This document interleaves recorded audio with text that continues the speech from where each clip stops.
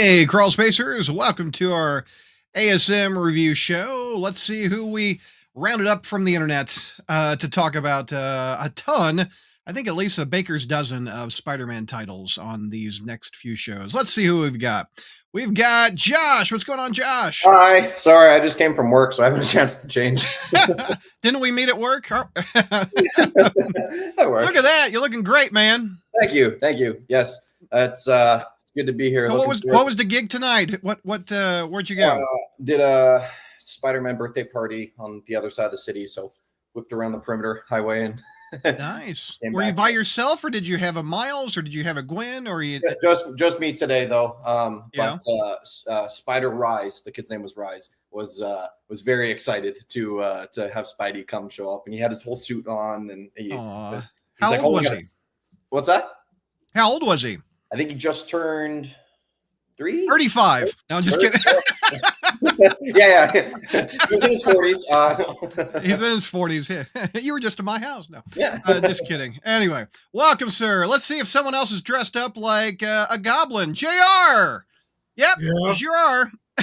Hey, I just got home.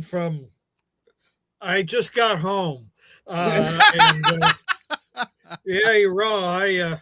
I didn't hang around a bunch of little kids though, because that would have really been creepy. But I mean, dressing up and then playing around little kids and stuff. That seems like that would kind of get a person arrested south of the border here. But I guess north of the border, I guess everything goes there. So. Jared, you could always come play Santa Claus for me. Oh, I always did call you a working ho ho ho. on the beard. Yeah. All right. We also have Tyler. What's going on, Tyler? I'd like to apologize for dragging you guys into the symbiote stuff because Death Spiral sure is something, huh? Well, we'll talk about it. We will. I think I like it more than others, so we'll get there. And we also have Christina. What's going on, Christina? I like Death Spiral, but we'll talk about it later. So yes, yeah. It sounds like Tyler is on one side, we're on the other, Christina. We'll find out where we all land pretty soon. Lord knows we got enough books to land several spots. And we also have Mike. What's going on, Mike? Well, speaking of Death Spiral, I hope I didn't spoil it for everybody. If you read my thing underneath below, for those who want a deep cut, Spider Totem was Facade. There you go. Torment was Facade all along. No, Torment was Facade. There you go. Yep. Yep, yeah, 30-year-old might spoilers as coming well up. be at this point. For those of you who know your Spider history like JR does, and probably knows all about Torment. Facade, I should say. Well, there you go. I know Torment was Todd McFarlane's name of his story. What adjective? Yes, it was. Yep, it was. Yeah. You know what? I should have put down that Torment was the Lizard. There you go. Or Kirk Connors. Did you see the solicits for 1,000? The new villain is called Ravage. I'm like, Ravage 2099? Like what?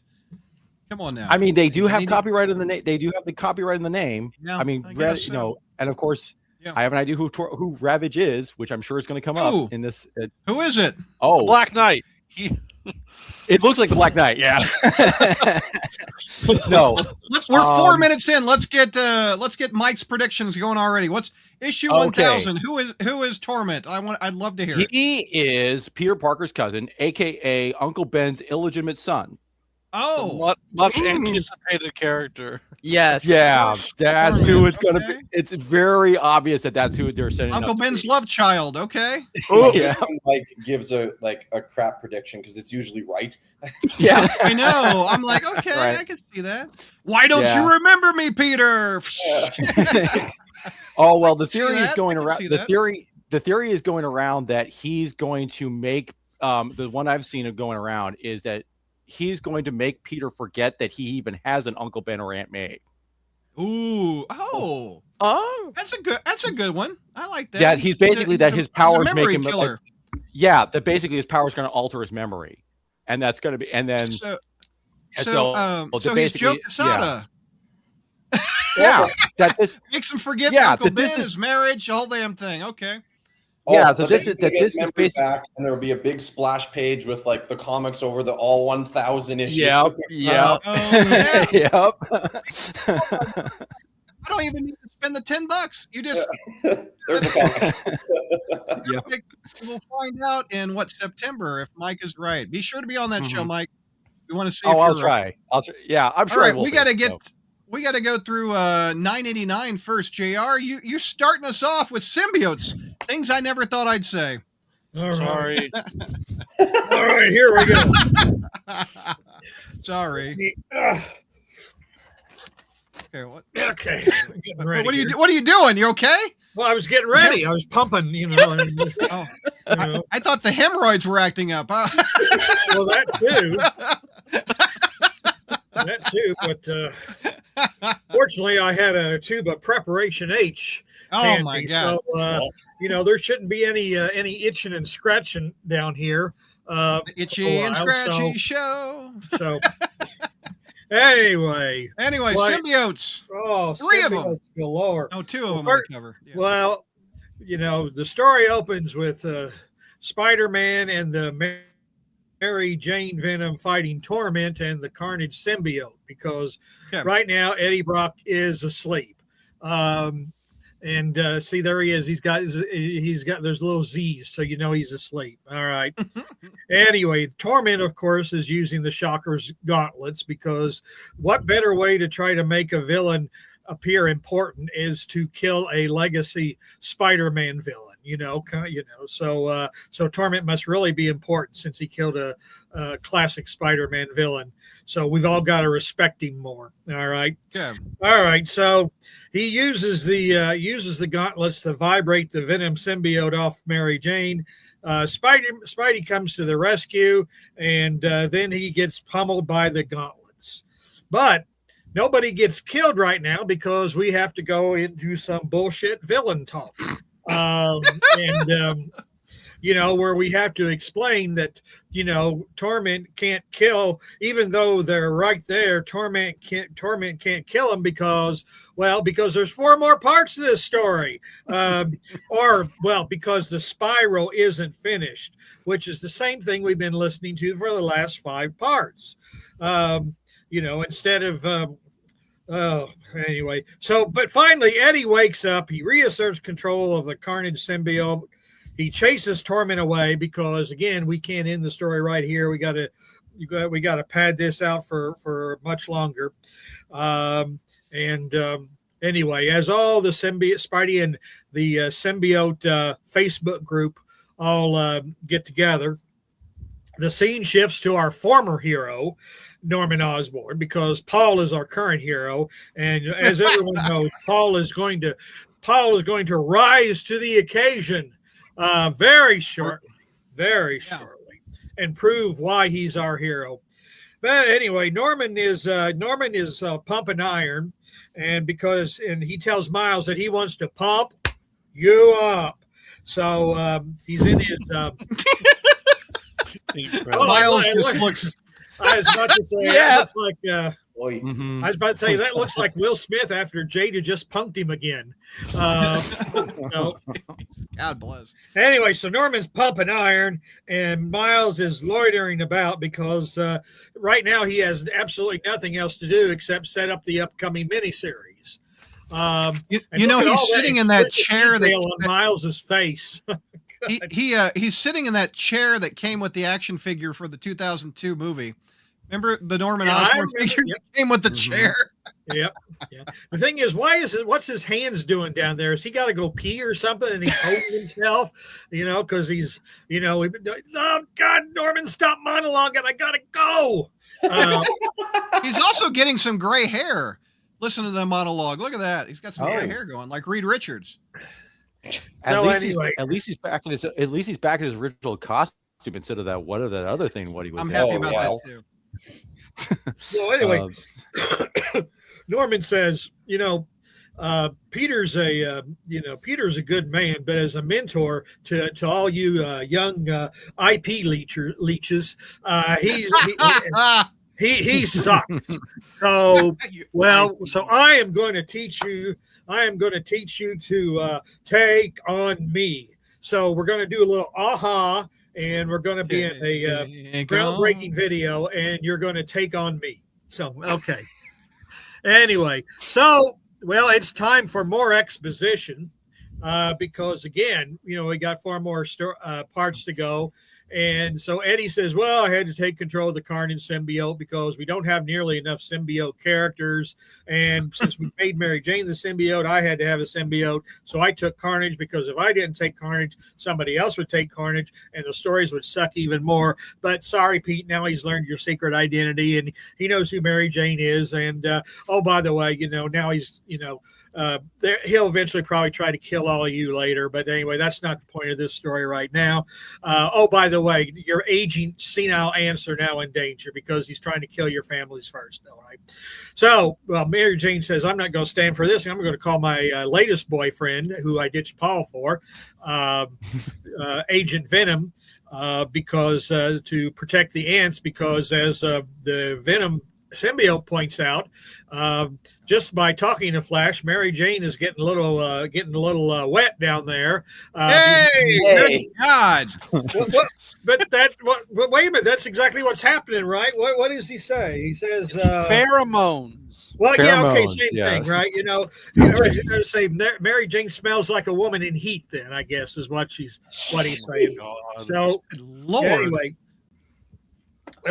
So anyway, so we have that little, and of course, Peter is just absolutely okay with it. Hey, you want to screw Flash? All right, sure, why not? I mean, after all, I trashed my entire marriage, sold my marriage to you for the devil. So that pretty much shows you how much I care about you. So yeah, go ahead and screw that empty-headed ape. Okay, go right ahead. Well, George, you're making stuff up. Move on.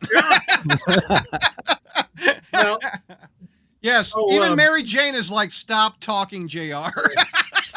I'm just trying to give you guys an honest blow by blow of this story, and that's what Anyway, Mary Jane's going to be doing with Here's Flash. Tyler's Oh my Tyler's God. guy right here. Look at So- that. I'll have you know, JR, that is Agent Anti-Venom now. Thank you very much, because he's going to save the ants. So he's Wait a minute. Oh my gosh. Wait a minute. So is there an Agent Venom still? No. Anti-Venom. Agent Anti-Venom. Well, that means that we have room for somebody to become Agent Venom, then, don't we? So maybe that's a little... Don't give him any suggestions. I know My what. God. Paul will become Agent Venom. But anyway, all right. So we I got some bad news for you. Spidey's symbiote tracker says, "Hey Eddie, why is he going to your house?" Well, of course, what we find out is that Dylan, Eddie's son, who we didn't know about for the first how many hundred issues of Spider-Man, he's sitting there with Paul, and Paul is trying to be a relevant father figure, and he sucks at it, of course, because nobody listens to a man with a bun. I mean, no one's going to take any fatherly advice from a man with a bun. So, but Paul is trying to relate. Paul is trying to relate to Dylan, which went about as well as when I tried to relate to Rachel once while driving her to school, and she says, "Dad, why are you talking to me this way?" Okay, so that was their failed attempt at fatherhood on my part. But anyway, so Dylan just decides he's going to be an asshat teenager. Just because that's, because the story requires him to be so. So he walks to the door, and holy cow, Torment is there waiting for him. To be continued. Boy, I just can't wait to. Wait a minute, doesn't that look like wait a minute. It's like, what did he do? Did he rip off Heath Ledger's Joker's motif or whatever with a smile going around? Anyway. It kind of does look like I think he's wearing a thong too. Some underwear. So, But anyway, anyway. I can't wait for the next part because hopefully Dylan gets what's coming to him because he's being a snotty little teenager. So, Wow, so much positivity out of JR. Okay, let's see what we got. What's the grade, JR? I'm kind of seeing it coming. well, let's see here. Weighing all the pros and the cons, I give it a D. Jeez. Okay. Let's go to Tyler. Let's see how the symbiote fan likes this one. What do you got? Give it, Tyler. I'll give this one a C+. Okay. C+. Wow. Josh? I'll go with a D. A D. Mike. I think a C+ is actually kind of fair for this one. Okay, so. Christina.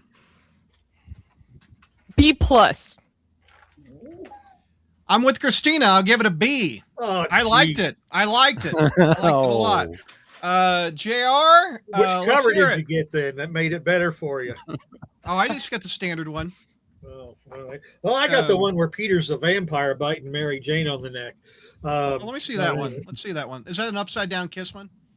Yeah, well, sort of a kiss, but I thought it was originally the upside down kiss, and then I bought it and I got it home and I said, "Oh crap, it's a vampire one." I wouldn't. And it literally sucked in more ways than one. Yeah, I wouldn't have bought it if I'd known that. So anyway, Rose, JR, what did you like?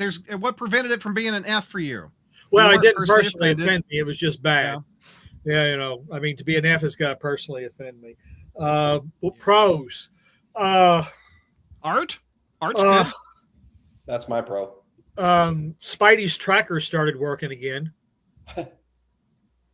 Oh, yeah. There we go. Okay. Anything else? No.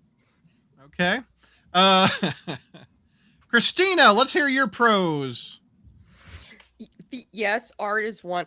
I don't know why, but I find it interesting the interactions between Carnage and Torment going on, and their sick relationship they have going to be having to go on and stuff. And then I'm a sucker for this stuff, and so I'm just really into the story going on. Yeah, I am too. I don't know why I like this story. I think it's more tightly told than Maximum Carnage ever was.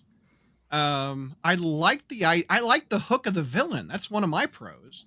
I like that he does family trees. He kills family trees. I think that's a unique villain motif. And connecting the Watsons, the Parkers, and the Brocks I think it's kind of interesting.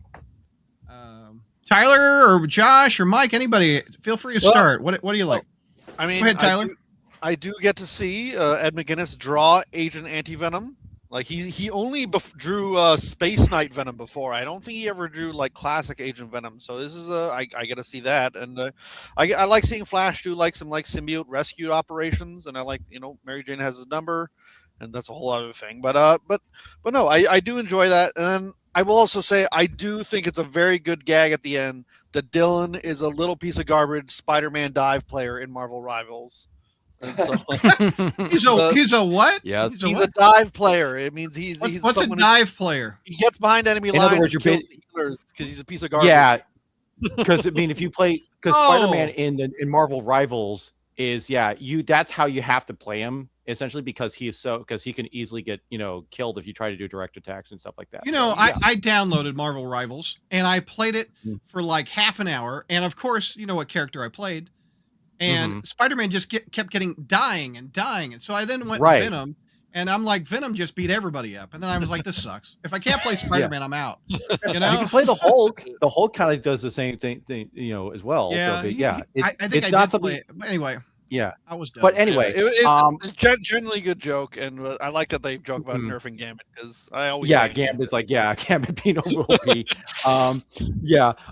But I mean, what I kind of found interesting, I know some people were kind of have been pretty critical of Mary Jane throughout the story. I do think that the conversation that the thing was after we get the expository stuff from Eddie about why he bonded with Carnage and why, what was going on, everything like this. I mean, some people were reading this were giving her a hard time. She's not wrong here. Correct me if I'm wrong here, because the thing is with Eddie, yes, Eddie was, if I correct me, right after Venom War, he was dying, right? And he figured, well, I have to bond to Carnage because because his rationalization was Carnage might bond to somebody else. But in actuality, it's more, and this is going to come up later, Eddie kind of had this hubris that he thought he could maintain control of the Carnage symbiote. And it's because of that, it's why they're in the position that they're in. It's because since he thought he could try to and again, let's not forget, Mary Jane does not like Eddie at all. Even though she's kind of got a history. Yeah, even though she's kind of come to terms with the Venom symbiote, it's still Eddie was still the way, Eddie is this person she cannot stand either for anything. So I do like that fact that you can see the different character dynamics at play here, with Eddie's trying to basically rationalize the rationale, like, oh, I could have controlled Carnage and everything, and then Mary Jane giving him, saying, no, this is all your fault. And whereas Spider-Man is trying to act as the middle, trying to be like, hey, the man in the middle is trying to kick, hey, let's just everybody get along. So I think it's true there to all of them, I think, character wise at this point. Yeah. So Josh, pros out of you? You can give it a C, I think. A D. I like the art. Okay. I liked Flash showing up. I do like the idea of Spiral. I just don't think it was executed the right way. But I agree, 100%. Yeah. Mm-hmm. Okay.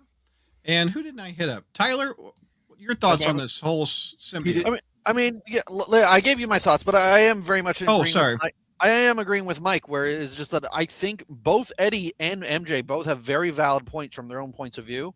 I think it's a good conversation that needs to be had, and I think they both have reasons to feel the way they do, and I think it makes sense for the characters. So I was kind of happy to see that. Okay. All right, let's go on to cons with JR. What didn't you like about this issue? I know you don't like symbiotes in general, so you have that bias going in, right? Well, yeah. I mean, somebody's got to, with George no longer participating in these. He's not reading anymore. Yeah. No. Well, is that because he's not reading Spider-Man, or is he just is he not literate anymore? Jeez. We put that out there, he might come on the chat. Well, he left Texas, didn't he? I mean, why did he leave? Yeah, he's in Oklahoma now. Yeah. What? Well, he'll probably have an NBA champion there, I guess. Well, God, what? Well, first of all, I don't like this idea that Mary Jane and Flash might get together, and Peter is just absolutely okay with that. I just, Mm-hmm. But then again, this whole, I mean, we all know Marvel is good. I mean, Marvel just fired Dan Buckley and brought in the TV guys or whatever. So we know that the comic books are just not even a remote. Nobody cares about the comic books anymore. So I guess, we'll just, this will just be another notch on the grave or whatever. Tevye is saying Torment is boring as a villain. Do you like Torment? I do. I think he's cool. I like his motive. He's just another one of these boring ass serial killers. I mean, back when his name was Carnage. And oh, by the way, that's more than a coincidence, isn't it? That he acts just like Carnage and wants to kill just like Carnage, So, in fact, whatever. In fact, I'm just thinking now that maybe the villain in issue 1000 shouldn't be Ravage; it should be Recycle. Maybe that should be. So no, Torment's a boring villain because Carnage is a boring villain. I mean, they just are. They kill people, and then Spider-Man does nothing about it. He just, I mean, because honestly, if Spider-Man were much of a hero, he would have deep sixed Carnage and Cassidy a long time ago. But anyway, that's another. I don't see Marvel approving that Spider-Man suddenly starts killing his villains. Well, Come on now. Just a few of them. Just a few. He's Spider Punisher. Mm-hmm. We got Trayvon gives the issue a B+. Jeff gives it a B-. Tevye, lowest grade. He gives the whole damn thing an F because it's a waste of time. Also, Gary says, is Uncle Ben having a kid an offense for JR, or does the idea interest him? Oh, that's back to the 1000 question. I was about to say, yeah, I'm really interested in Ben's extramarital affairs. Can't wait to read about those. The untold tales of Uncle Ben's sex life. Yeah. Trouble. I'll go reread Trouble again to get myself in the mood. Good Lord. Okay. Do we have any other cons? I'm gonna bring up the fact that remember in the Despero Alpha how Mary Jane and Flash were like, hey, you know what is this thing we have between us, what's going on? And Ewing decided to sort of wrap it up and say, like, let's just stay friends. I think we're more comfortable as that. Joe Kelly sure didn't seem to read that, because he just immediately goes like, MJ's got a thing for Flash, right? And this continues on. Oh yeah, the crossover, and it's just like, so, yeah, and Kelly, everyone just forgets about Ewing, what he wrote, I guess. Yeah, no, yeah. If you notice in all these parts, yeah. Go ahead, Brad. I was going to say, do we have? Is it 2 different editors for this, or is it still? I think Nick so. Lowe? I think it's Nick Lowe, but you also got who's the guy that usually does the is it the guy I'm thinking for the Venom comics? Does it? Tyler, I think the Venom book has White. a different editor. Jordan D. White. Thank you. Yeah, because they're both. So Nick Lowe and Jordan D. White aren't stuff. talking a little bit. It sounds like. Yeah, there's complete. Well, it's more like Joe. It's more like Joe Kelly is, because notice it's Joe Kelly who's trying. You're breaking up, Mike. Try it one more time. Mary Jane and Flash. I'm going to say that Joe Kelly is the person in this entire crossover who is trying to ship tease MJ and Flash. If you notice that, ship tease. And I like that line. Ship tease. Yeah. Ship tease. Because I think it's because Joe Kelly has his own ideas of where he wants, because he clearly does not want to involve Mary Jane in future stories. So he's trying to come up with so I think he's using this as a means of, I'm just going to use this as a means of trying to, make sure that she's not really part of whatever future plans I've got, to not realizing, of course, well, maybe not realizing or not really caring that, as Tyler said, Ewing put the bed on, or he closed this. And he'll reiterate it again in with Venom 2 in 258, which you'll find out if you turn into our satellite podcast, for that. But yeah, so I think and it's kind of something he did something similar back during Zeb Wells' run. Remember, because he was the one who wrote that 2-parter with where Peter and Felicia go up to the Hamptons and they meet Mary Jane there and stuff like that. And then they have that infamous scene where Peter's like trying to, downplay his relationship with, they're saying, oh yeah, I've moved on from Mary Jane and moving on to you, Felicia, and everything like this. That was Joe Kelly's thing. I remember that too. So he's kind of has this idea, like whatever seems to be going on, outside of his purview, he just kind of seems to make his own conclusions for it. So, so yeah, I think it's just more like it's just his idea to try to emphasize something that he kind of feels like he wants to happen rather than what is actually happening in the other books. So, I mean, Chris says that Torment looks good, but I feel like he's more like Jack the Ripper. I don't know. He's I like him as a villain. But, I only realized he was called Torment. I thought his name was Spiral. Right. But I actually do really like the idea of he's killing the family tree and slowly I did too. Closer and closer. I think it's cool. I've not seen that. I wish it was done more like how the Kindred storyline was, where it was slightly teased for the last 20-30 issue. Which issue was it where they had so-and-so Watson was killed here, and then so-and-so. That was the Alpha. Yeah, that was the Alpha.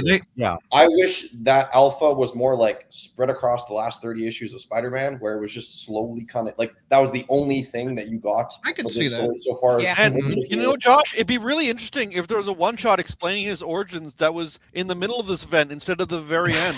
That would have been yeah, that'd be great. So we understand the motivations. Yeah. I got you on that. Okay, let's go, Tyler. Let's talk about Dylan Brock opens the door. Knock knock. Who's there? Let the devil in. Knock knock. Let the devil in. So there we go. Take me through this, Tyler. All right. This is the issue. This is what Death Spiral is going to be known for. So yeah, Dylan just immediately slams the door on his hand, and Paul grabs a knife pointed towards Owen's face for some reason, and helps him out with Foreshadowing. That's what we call foreshadowing a little bit. So, Don't run with scissors or knives aimed at your face, bro. Yeah. To be fair, Paul did when we have seen scenes of him pointing the knives upward in the dishwasher too. So maybe on his world, that's how things were done. That's just normal. Okay. So use that knife to cut that man bun. Yeah. Paul does manage to shove the knife into one of the shocker gauntlets, and he does manage to break it essentially, but Torment does get through, and Paul tries to hold him off, and by hold him off, I mean turn his back to him and tell Dylan to run, and then he gets shanked. Hold on. He gets shanked. Yeah. Herc. Oh, We did it, boys. Paul's dead. The internet, Yay. you did something. We killed this character. I think after this issue came out, I'm pretty sure Marvel's like social media even did like I don't know if you can see this, but peace I in got memoriam. my Paul. celebratory dance going on for Paul's death. Tilt it down. Tilt it down. Tilt it down. There go. you go. Yeah. Oh my God. All right. Ding dong, the witch is dead. Here, let's check in with JR. JR, are you emotionally okay after this? Well, he was Let's full screen him. He was my new hero. I mean, what am I going to do now? I mean, Be the best of us. I mean, and he only got like, why didn't they make it like a double page? Why didn't they make it a spread? I mean, they just gave him one page. This is. He's going to come back though, because see, another symbiote will find him and bring him back. Yeah, Don't put yeah. evil on me, JR. He'll be Agent Venom. Yeah. Mhm. He'll be Agent Venom. Oh, that'll I'm gonna piss stab Tyler you, off. JR. Okay, but yeah. Anyway, Dylan comes in. He's like, "Don't worry, Paul. I got the Ben 10 watch." And then he turns to a cactus. Got the Ben 10. Oh no. Yeah. The jackpot bullshit. Yeah, he manages to get a slightly better power of glass, just the power of glass, and The power of glass is ass. apparently so. And so, but yeah, so Dylan starts running, and Paul, in his dying breath, stops him. He's like, "No, Run yeah, before he. you have to finish me off. As I'm not in your spiral, but you can finish me off." Anyway, and then suddenly the three heroes of our event burst in: Venom, Spider-Man, and Carnage. But Torment manages to single-handedly solo them all with one shocker gauntlet. These three's biggest weakness, apparently, and then he runs away. Spider-Man. Oh no, Paul! I'd like to. Yeah. Oh no, Paul. Anyway, Let's check on the Too civilians. bad, bro. yeah. Next. I'd like to remind yeah. everybody that Peter trained in space to get better to fight Hellgate, and then he can't fight a guy with one shocker gauntlet. yeah. Yeah. So great job there, Pete. I mean, this is literally. I mean, he literally says, "Oh no, Paul." Well, anyway, let's look for other civilians. Oh no, What Paul. other people Anyway, are next. here? Next. Yeah, it's like. Man. Oh wow. So yeah, We got a man down here. Let us yeah. through, Paul. So obviously, Paul. the Venom symbiote has some feelings because it's MJ and Venom in there, and I guess Venom knew Paul at this point. But Paul dies saying, "I don't matter. I never Did. So yeah, and then Venom Words never freaks out spoken. and bursts out of the room. And And Peter's like, I said, hold on, you side character. Hold on. Oh no, Yeah.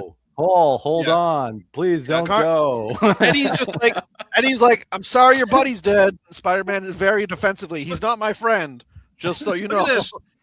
He got a shard of glass right there in the head. My goodness. Yeah.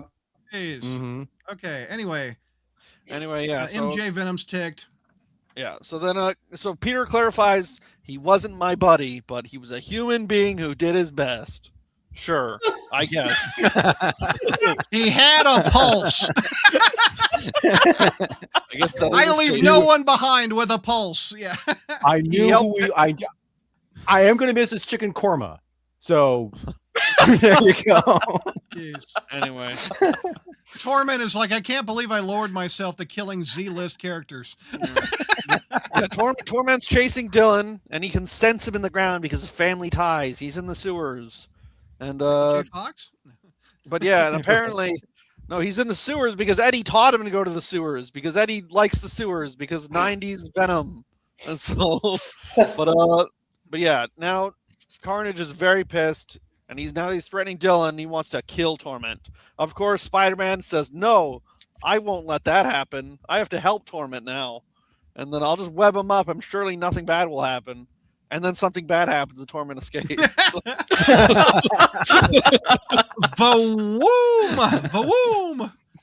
And then, so Venom bursts into the sewers to go find Dylan. And Dylan has a little bit of an emotional moment because he loved Paul so much. Just like all of us. So, as we all did. Dang. As we all did, indeed. So So this maniac came to the door and attacked and stabbed Paul! Like he was worthless, like he was nothing, because you weren't there because of you. He might be dying right now. Why aren't you there? If he's alive, why aren't you? I messed up. No, you didn't. You killed the bastard. It's great. Thank you, Dylan. Anyway, so Spider-Man does the math. He's like, it's two of us and one guy versus with a shocker gauntlet. Come on, we can do this. But then Carnage decides to even the playing field and just bursts out of Eddie. And I guess the whole time, Carnage just never healed Eddie at all. And he would just hold him together with glue and paper clips. And so Carnage decides, like, this time for a great new friendship with Tormentage, I guess you're going to call him. Tormentage. Tormage. Okay. Or Carnage. What do you give that one, Tyler? I'm sticking with another C+. C+. No, the death of Paul is not enough to make me raise it. Josh. I didn't read this. This wasn't the ASM one. What the hell are you doing on a review show? I read just the ASM. Oh my gosh. Okay, JR? Well, I have to give it a notch because they killed Paul. So it's kind of a D story and an A event. So I'll give it a C+. Plus, Mike. Well, like JR, I'm also going to give it up a letter grade because of Paul's death. So this is actually getting a B-. So okay. Christina, B-. So we have Mike, highest grade yet. Christina? Mine went up a smidge from last issue because of the death of Paul. I gave it an A-. A-. I'll still give it a B. I'm enjoying it. I'm glad he's dead. Ding dong, the witch, the old bitch. No more Paul. Let's go, Sister Netadon. yeah. Let's see.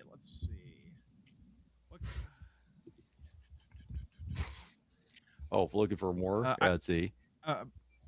Brad, if you're captured, you blink your eyes twice. Give me a sign. No, I'm liking this story. Come on, man. Torment should be in the Spider-Man Noir show with Nick Cage. He has the noir vibe to him, says Chris. Okay. Tevia finally is happy. Yay, problem solved. Paul is gone. That's instant. Yay. Game over. Game over, man. Game over. Oh, no, says Citros. Oh, no, please, no. Hold on. Oh, well, he's dead. Okay, moving on. So, hey, you guys want to get a pizza? Right. Who's up? Yeah, right. Yeah. Did he? I don't think so. So it's just writing people they don't care. Wait, let's see. I give it a C. Yeah. Oh, Tevia gone up 2 letters. Only for getting rid of Paul, which was a highlight, but everything else was just stupid and a waste of time. But I'm happy. Paul is bye-bye. Mm-hmm. What are we? Somewhere out there, Chi-Town's cracked a smile. Cracked a smile. You're going to hear Chi-Town talking on the Patreon show, Mary, so be sure. Check that out. Chi-Town's going to join us. Citros, B, we got rid of Paul. It's worth a B to me. A for plus for the death of Top Knot.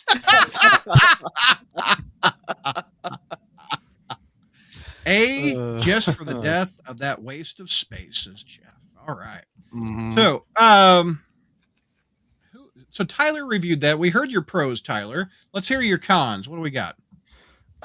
So, obviously killing Paul is a pro, but at the same time, I have been on the record saying I kind of didn't want him to just be killed off like this. I wanted him to just be written out of the book and just be put in comic book limbo.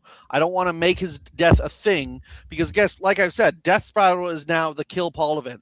Can anyone tell me like a single other noteworthy thing that happens in this event other than Paul dying? No, because that's literally the only. This exists. This event the cousin's different. That's new. Barely introduced that, and now we're going to waste 1,000 on that. So, Yeah. anyway, it's just like I don't know. It just feels like this was. Why is an ASM thing being cleaned up in a Venom book? I don't know.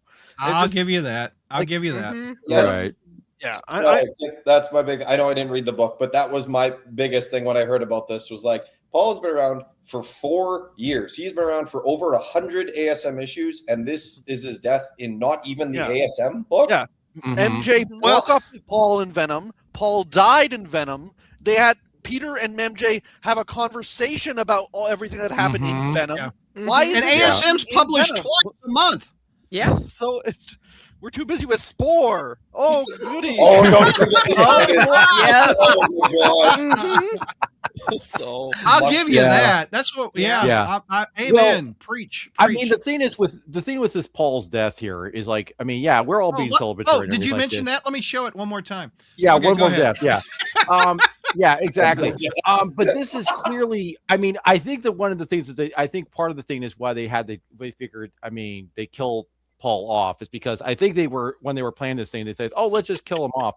But I think there's more to it than that. I think it's more on the lines of they're trying to win back the crowd with his death, because quite frankly, let's just be clear. I mean, Paul was a waste of space. I mean, this is something that was held over from the Zeb Wells run. He's one of the reasons who is one of the reasons why that run was so disregarded. And I think the other thing too is that Paul, I mean, they describe him as Paul. I mean, they say that he is heat, like in a wrestling term, that he's like, that this is like he's. He's designed to basically to draw the ire of the crowd, and basically, because again, so the thing about with Paul though is that he was runaway heat. In other words, that because the idea with Paul is that he was supposed to be, he was. Now after the fact, you hear in your interviews saying that we knew people were going to hate Paul, but because he was going to come between Peter and Mary Jane. But I guess the twist was he was supposed to be come across as a really, likable, nice, decent guy. Except the problem was that when he was portrayed, Zeb Wells lost the ability to write.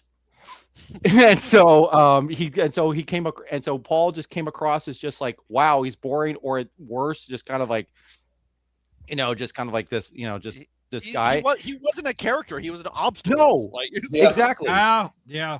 And at this point, it's just, and I think even Al Ewing has gone on record saying that he found Paul boring. He just figured Paul and MJ shouldn't have even got together, but he had to work with what he had. And so I think at this point they were just like thinking, you know what, let's just kill this guy, because he dragged Amazing Spider-Man down. He's dragging Venom down, or at least, so at least we got to get, let's get him off the table at this point. I totally get what you're saying, Tyler, is because, if they just kind of let him just walk off into obscurity, it would have been fine. But I think they wanted to definitively let people know, no, here he is. He's dead. Please come back. Please. We need the readership. And I guess my other big con would be the fact that, look, I'm not someone who really gets like up in a bunch about power levels and whatnot, but it's one shocker gauntlet. Come on, like it's just like there's been multiple times he just shoots them and manages to run away, no problem. Like this is like, I'm tired of it. It's the same thing that happens over and over through this whole event, and at least he's got like a Carnage power up at the end here, but it's like without that, ugh. Yeah. Citros has a good line. Paul reminded me of a guy at my office who everyone walks by and pretends to be on their phone, so they don't have to talk to him because he's so damn annoying. Lols. Man, poor guy. Joey Z says, I know that for the last 20 years, people have said that the books are rage bait, but with Paul, it was the first time I truly believed that they were actively trying to piss us off or piss off the reader. Like, ironically, not a Spider-Man villain per se, but like one of the most memorable Peter Parker villains of the last however long is Paul. Paul? They didn't even kill him in the main book. No. No, they didn't. No. Yeah. Oh, this is a good one. Paul became Uncle Ben to Dylan because of the death. Unfortunately, yes. Oh man. Unfortunately, With great yeah. man bun comes great hair.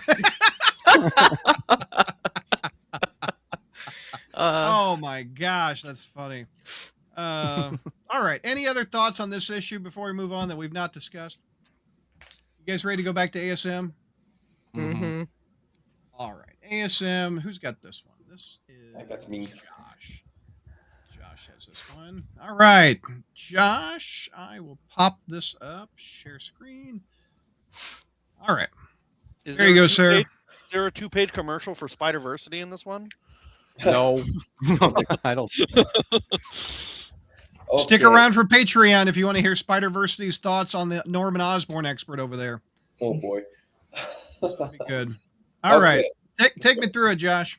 We start with some weird, hey, we should like maybe mentally date Carnage and Torment together thing. Oh, I feel strange, but oh, I want to kill, but I need to kill in a certain pattern. Oh, you're not kidding. And it's weird. Regardless, we now have Torment or Tormentage or whatever you want to call him. And he and Spider-Man are fighting now because, like Tyler said, he got basically a power upgrade with Carnage bonding with him. So as Tormentage and Spider-Man are fighting, Eddie is like actively dying. Essentially, he's not being held together. He's bleeding out, and he's like, "Where's Dylan? Where's Dylan?"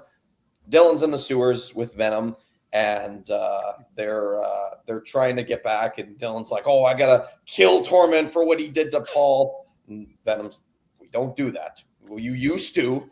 Yeah, we don't do that anymore. This isn't the 90s." So we go back to Tormentage and Spider-Man. They're all fighting, and Spider-Man's kind of just trying to just keep talking. Like, he's just stalling essentially there, and he's trying to like figure out like, okay, how can we get them to split apart so it's a little bit easier? What am I supposed to do?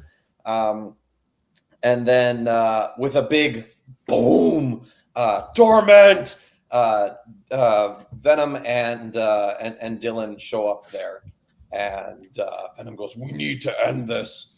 And because of the giant boom, Spider-Man was like basically in a concussion, but that like snapped him back into it. And Venom goes, Spidey's like, "You good?"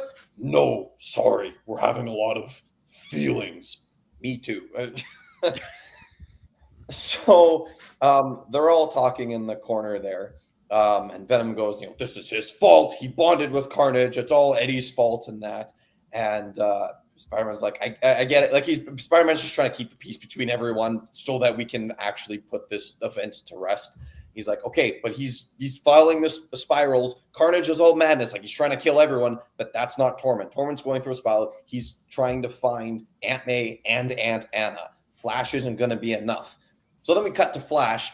And Aunt Anna's like, "Oh, did you see Marjorie's face when he got in the car? She's going to be talking about that boy toy of mine for months, that gossip. Mary Jane will die when I talk about it."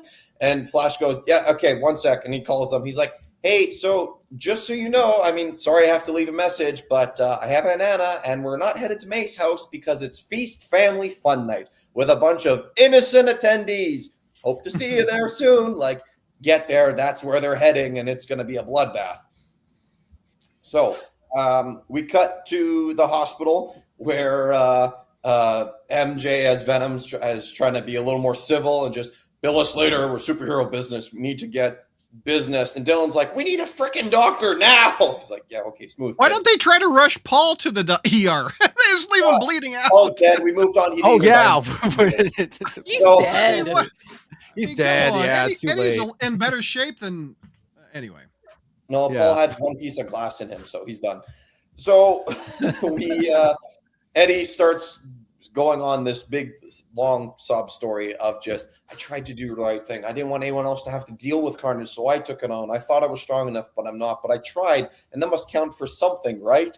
And MJ comes out of Venom and just says, I'm sorry, I tried my best. I can do better. Yeah, my father ran those lines every time he finished tearing into my mother or my sister or me. Addicts don't get better by lying to themselves, and just don't die so I don't have to hear Spider-Man mope about it. We never want to see you again, which is like just gotta hurt coming to Eddie Venom. So we cut back to Torment and Carnage here, and like this entire book, they're basically just fighting like an old married couple. But I want to kill randomly. No, you can't kill randomly because then I have another. But I really want to. No, I can't. There's an order to this thing. But no, you never listen to what I say. That's the whole book. So, anyways, we cut like the Odd Couple. I also like how they're like, there's an order to this, except they just skip Dylan anyway. Yeah, exactly. We get this nice panel of Spidey swinging down the street there, and he's monologuing his head like, oh, it's a bloodbath, and they're all killing in my name, which isn't really what like he's killing because he's trying to get to Peter Parker there. But he swings into the feast there and saves this random guy from dying at the moment. It's this random guy. And we're doing another villain monologue. Enjoy the quiet. It's so very fragile. Carnage is like, I just want to kill. No, no more. And Spidey swings in, shoots his webs, and fire gets on Tormented. He's like, oh, you don't like fire. Good to know. Like they're having like their first date in this fight. I'm just like learning new things about each other. And so Tormented starts going off of the spiral closing tighter. Your first cousin. He's like, cousin? What do you mean cousin? Did you grow up together? Were you friends? Oh, shut up. What, are you trying to kill me now? He's like, I want to, but no, you're good. And then again with Shocker's one gauntlet, giant boom explosion that pretty much decimates Feast.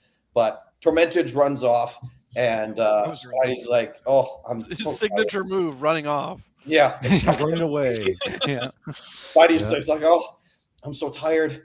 I can't believe that this event isn't over, but no, keep pushing through like 3 more issues of this nonsense. And he goes and finds this guy, and he's like, easy, pal, one step at a time. And the guy goes, did that monster say that we're cousins? Yeah, but don't believe everything a psychopath tells you. You're going to be okay. I'm finishing this, and swings off.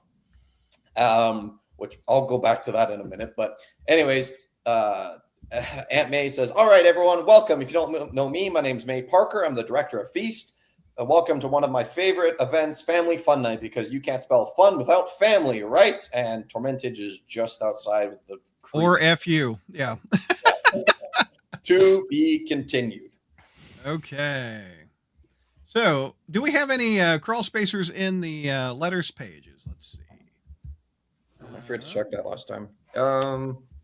I've been looking. I haven't seen any yet. But all right. So what's your grade, sir, on that issue? I'll give it a C minus. C minus. Okay. Mike. D plus.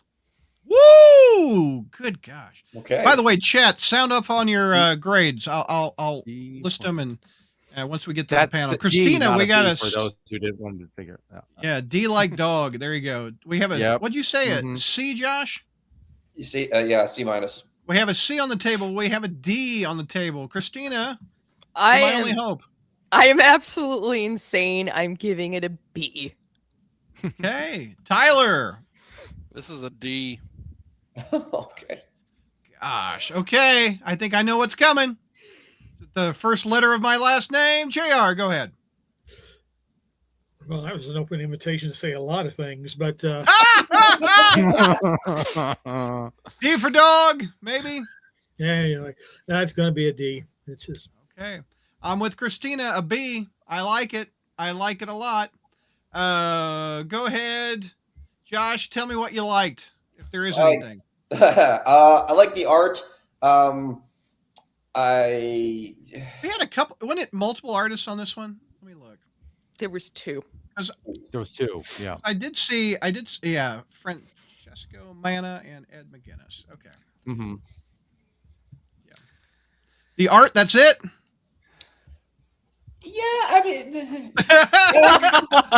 Okay. I like the art. I don't know the last ASM issue. It just maybe it's just because I'm getting used to this story again. I liked it a little better than this one, so C-, but Mm-hmm. yeah. I thought when we talk about art, I think they both complemented each other.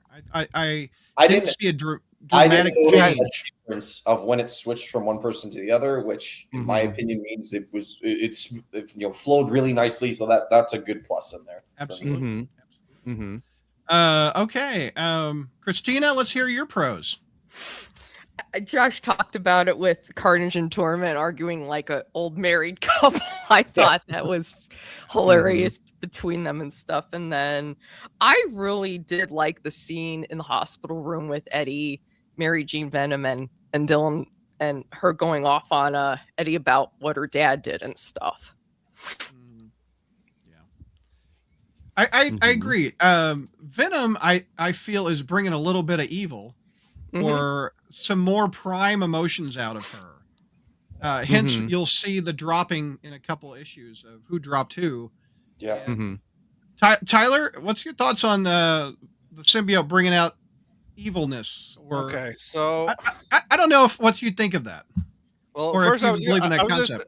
I was just going to say, first off, for the pro, I actually like Tormentage's design. I think it's a fun twist of both characters with the spikes and all that and the spirals. So that's one of my pros. My other pro is that I was going to be this MJ, Eddie scene, because I think MJ is very justified in this, and Eddie Soul has written Eddie with a bit of an addictive personality when it comes to symbiotes. He likes the power, and so I think MJ is completely right in calling him out. But at the same time, this is also one of my biggest cons in the whole book, is basically everything the Venom symbiote says.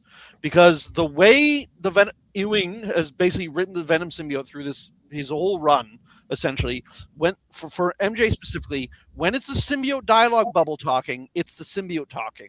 And this is the first issue that seems to break that rule, because I cannot see the symbiote saying anything about Eddie, any of this for Eddie. Like, it's saying like, oh, whatever, he'll take an Uber to go to the hospital while you're bleeding out. Like, it just, throughout this whole event, the symbiote has been very sympathetic towards Eddie. Even like MJ was the one who was being antagonistic, and the symbiote's like, oh, hold on, there's probably a good explanation for this. It's Eddie. We like Eddie. And so now all of a sudden, on a dime, the symbiote just hates him.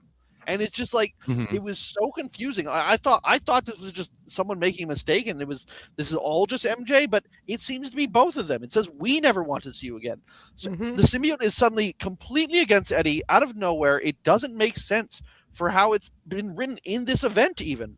And so if the symbiote is influencing Mary Jane, couldn't Mary Jane be influencing the symbiote for her hatred of Eddie? Absolutely. It's just the fact that she was already antagonistic towards Eddie, and we didn't see any of that from the symbiote. It was very much two different personalities. Can I play a little bit of a devil's advocate in terms of Venom's Mephisto advocate, if you will? Yes, right. The difference is that Torment almost killed Dylan, and so Venom, and again, keep in mind that yes, Eddie Brock is Dylan's father, but in a weird way, Venom is also Dylan's dad.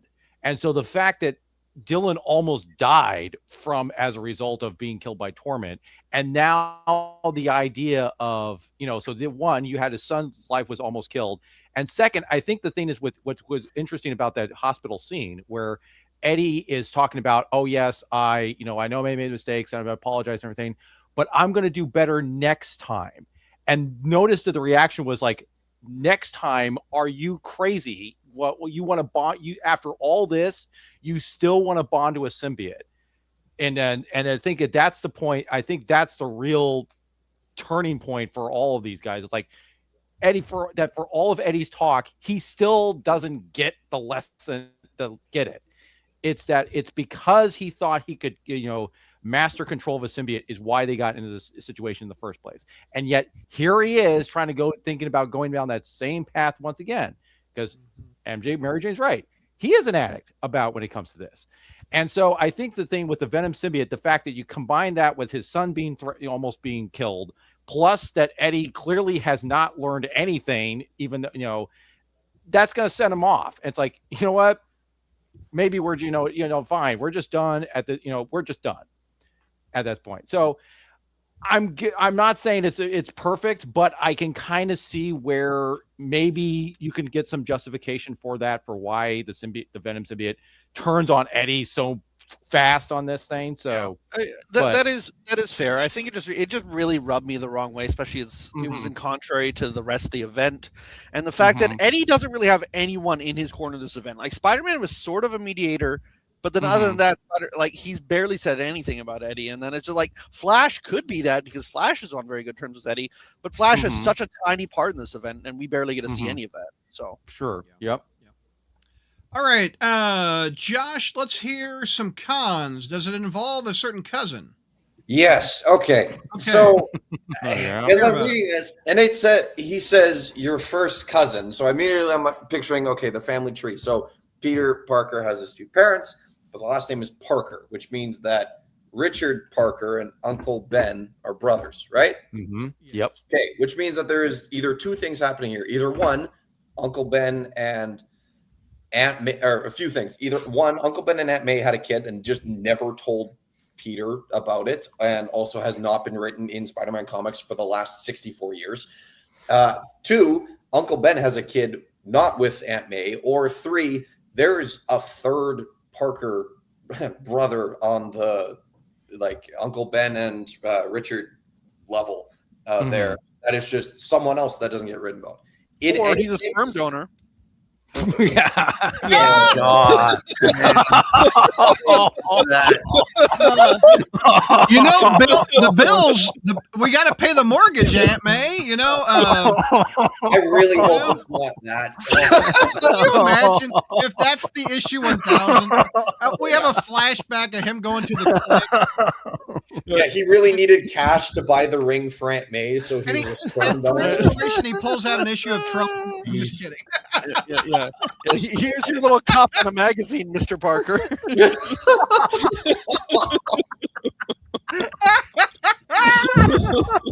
Oh my God! So wait a minute. I'm trying to follow your family tree. So this could be Uncle Ben's brother. Would that make him a cousin? No, because that would be his Uncle Ben's brother. Would be his. That would be an uncle. Yeah, That was his uncle.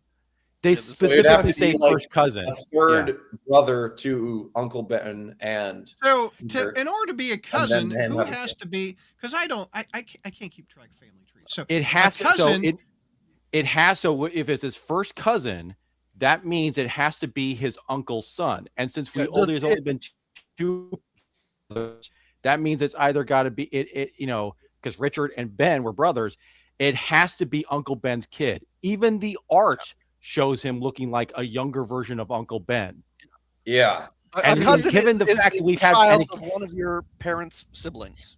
Yes. Yeah. And given the fact that in past stories we've had it, I think it's been established that since Ben and May never had kids, because I think there's a story where Aunt May had a miscarriage, and as a result of that miscarriage, she couldn't have any more kids. That means that this guy, who we find out later is Cormac Crane, that means that this guy has either has been, you know, he's somebody who Uncle Ben sired with from a previous relationship, or it's somebody who maybe, you know, it's, and I guess the implication here is that, yeah, go ahead. Sorry. I just had a thought. What if Uncle Ben learned about responsibility once he lost track of this kid? That's exactly what I think where they're trying to go with this. Wow. Because they're trying because I think what they're trying to set, which I think Joe Kelly is setting up here, is that Uncle Ben and Aunt May maybe before they got married, they had a fight, they separated. Uncle Ben was probably having seen somebody else at the time. That other woman got pregnant and she had this kid, but he married Aunt May instead. And it's because the fact, and it also, if you go back early in Kelly's run, they show the flashback of how Uncle Ben, I'm not ready to be a father and all this other stuff. So they're kind of he's setting the stage here that Uncle Ben, when he was younger, didn't take responsibility for his kid. And as a result of that, but then as he got older and started raising Peter, that's where, you know, so it's one of those things like that's what he's setting the groundwork for that. So it's 1000 is the origin of where responsibility came for Uncle Ben. Do we like that idea, JR? No. No. More convoluted nonsense. It's ridiculous. It's ridiculous. Stop well, it. Stop they it. are. They got. Stop it. JR, they got to keep turning this thing out for 65 years. Like you can't keep telling the same story over and over. Oh, you can't, Brad? Brett, are you telling me you can't do a story about a secret relative of some sort that Peter might have had? Are you? I'm just saying they got to continuously come up with some story. Yeah, that's the first thing I thought. I was like, didn't we do this already with Teresa? Like, yeah, but remember they decided to abandon that. But I guess it's okay if Uncle Ben has a kid has a kid, and then that's like, oh, the secret cousin that Peter never knew about. So I do like that theme of the origin of where Uncle Ben got his responsibility for. I mean, that's not a bad idea. I just don't like the execution. It's looking like he's taking. Yeah, right. Yeah. Now here's the thing. Coming up in whatever issue it is, it's called The Talk. So Aunt May, do you think that's what Aunt May is going to say? It was like, you know what? Uncle Ben and I broke up. He got a little he got a little side piece. I think Aunt May's going to tell him about that. Like he's just going to say, yeah, Uncle Ben and I, before we got married, we had a fight. We split up. And then after we got married, I then found out that he had a kid with this other woman, but and all this other stuff. So it could be like Friends. Uncle Ben could be like Ross. We were on a break. We were on a break. Yeah. Yeah. Pivot. This is soap opera writing of the worst kind, though. Yeah. Most shade of the worst kind. Jeez. Why? Soap opera writing.